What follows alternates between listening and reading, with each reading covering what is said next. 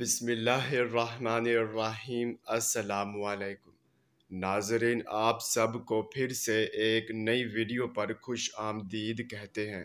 ناظرین، آج ہم خواب میں حرم کعبہ دیکھنا، حرم کعبہ کے اندر دیکھنے کے حوالے سے تعبیریں بتائیں گے۔ اس سے پہلے اگر آپ اپنے مزید آنے والے خوابوں کی تعبیریں جاننا چاہتے ہیں تو ہمارے چینل آن لائن علم کو سبسکرائب کر دیں تاکہ آپ کو ہر آنے والے خواب کی تعبیریں سب سے پہلے مل سکے۔ چلیے اب چلتے ہیں خواب کی طرف۔ ناظرین، اگر خواب میں حرم کعبہ دیکھا ہے تو اس کی یہ تعبیر ہوگی کہ دنیاوی رنج و علم دور ہوں گے اور عیش و مسرت پائیں گے اور غم غصہ کا فور ہوگا۔ اور اگر حرم کعبہ کے اندر دیکھا ہے تو دشمنوں کے دست برد سے محفوظ رہیں گے۔